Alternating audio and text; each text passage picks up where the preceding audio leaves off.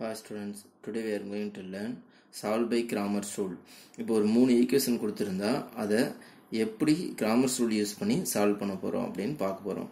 So first நம்ம அந்த given equations இருக்குல்ல அதுல let delta is equal to அப்படினு வெச்சுக்கணும். First delta is equal to இந்த x ஓட கோஎஃபிஷியன்ட்ஸ் y ஓட கோஎஃபிஷியன்ட்ஸ் z ஓட கோஎஃபிஷியன்ட்ஸ் எழுத போறோம்.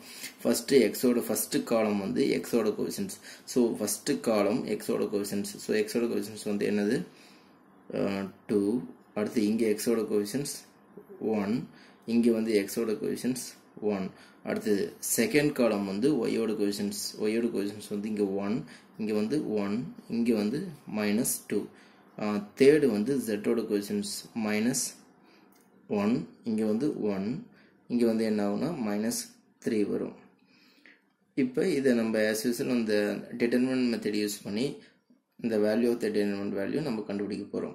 இப்போ 2 of so இதனோட காலம் இதனோட row விட்டுட்டா 1 into -3 இங்க வந்து -2 வரும் அதனோட opposite sign +2 செகண்ட் எப்பவுமே என்ன வரும் மைனஸ் வரும் so -1 of இதனோட காலம் இதனோட row விட்டுட்டா 1 into -3 1 into 1 +1 வரும் அதனோட opposite sign -1 அடுத்து -1 of இதனோட காலம் இதனோட row விட்டுட்டா 1 into -2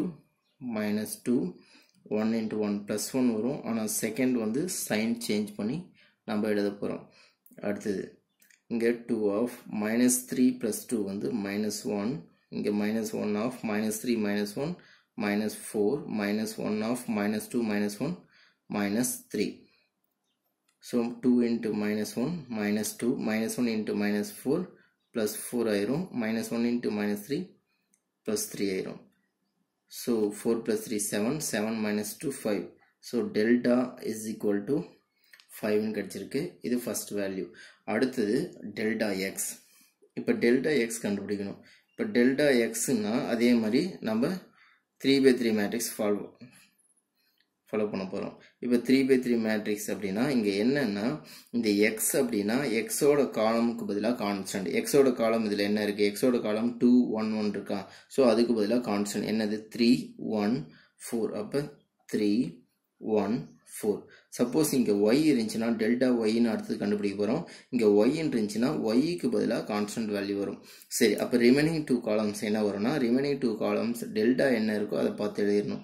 டெல்டா என்ன இருக்குனா இங்க 1 1 -2 அடுத்து -1 1 -3 அப்ப ஆன்சர் வந்து ஃபர்ஸ்ட் வந்து 3 அடுத்து 3 க்கு நேரா இருக்கிற காலம் ரோ விட்டுருங்க so 1 into -3 இங்க -2 வரும் so opposite sign +2 அடுத்து இங்க -1 என்னோட காலம் இதனோட ரோ விட்டுட்டா 1 into -3 4 into 1 +4 but -4 ன்னு எழுத போறோம்.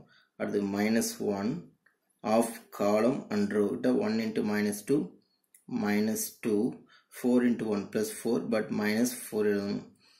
so அப்ப 3 -3 +2 -1 -1 -3 -4 -7 -1 of -2 -4 -6 அப்ப -3 minus into minus plus 7 minus into minus plus 6 so answer 7 plus 6 13 ல 3 போச்சுனா 10 அப்ப delta x is equal to 10 அப்ப நம்ம delta கண்டுபிடிச்சிருக்கோம் delta x கண்டுபிடிச்சிருக்கோம். அடுத்து delta y கண்டுபிடிக்கணும் delta z கண்டுபிடிக்கணும்.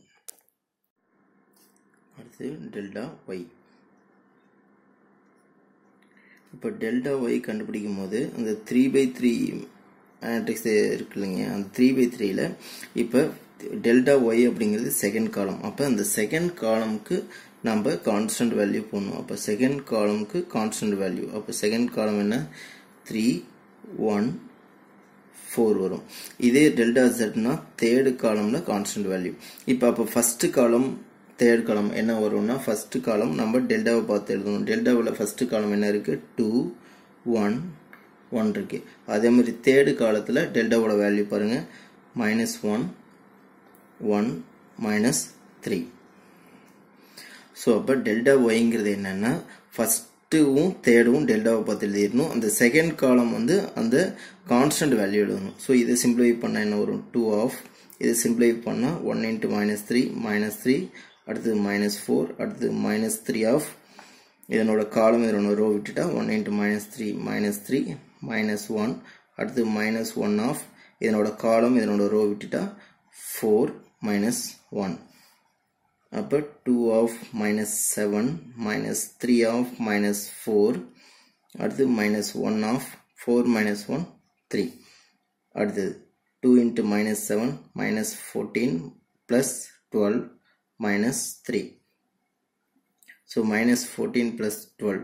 So -2 -3. அப்போ ஆன்சர் என்ன வரும்னா -5. So delta y is equal to -5 வரும். அடுத்து நம்ம என்ன கண்டுபிடிக்கணும்? Delta z. So delta z அப்படின்னா ஆல்ரெடி சொல்லியிருக்கேன். டெல்டா z நம்மளுக்கு 3/3 இருக்கு. ஸோ 3/3ல first column, second column, third column, இதில் 3ல் தேர்டு காலமும் இப்போ நம்ம சேஞ்ச் பண்ணோம். ஏன் அப்படின்னா டெல்டா zங்கிறது எங்கே இருக்குது? தேர்ட் காலமில் இருக்குது. இந்த தேர்ட் காலம் பதிலாக நம்ம என்ன கண்டுபிடிக்க போகிறோம் அப்படின்னா கான்ஸ்டன்ட் வேல்யூ. அப்போ 3 1 4. அப்போ டெல்டா zனா தேர்ட் காலமாக கான்ஸ்டன்ட் வேல்யூ எழுதிக்கணும். So constant value 3 1 4. அப்போ ஃபர்ஸ்ட் காலம் செகண்ட் காலம் என்ன எழுதணும்னா ஃபர்ஸ்ட் காலம் செகண்ட் காலம் அப்படிங்கிறது எக்ஸோட காலம் ஒய்யோட காலம்.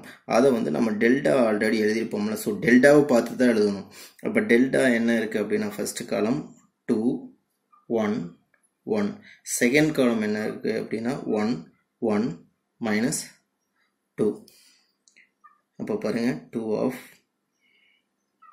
2 ஓட காலம் ரோ விட்டுருங்க. 1 into 4 4 plus 2 -1 ஆஃப், இதனோட காலம் ரோ விட்டுருங்க. ஸோ 4 -1 அடுத்து plus 3 of third column and row.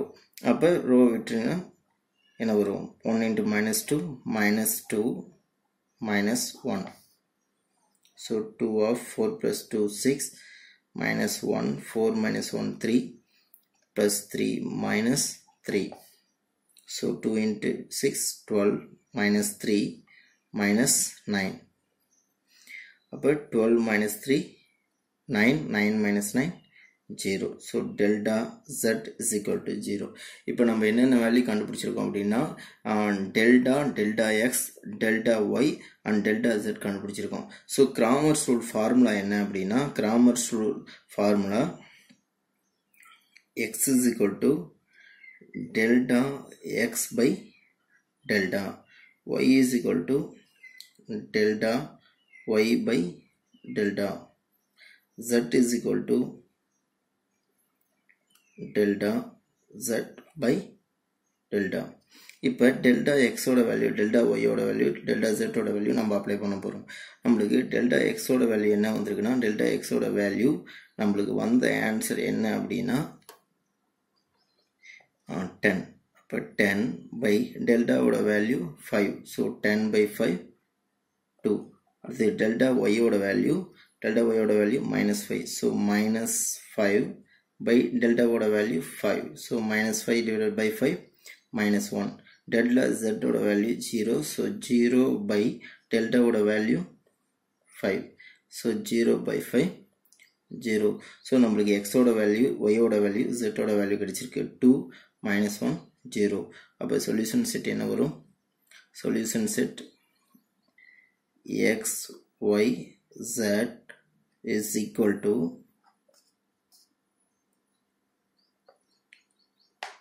2 -1 0. That's all.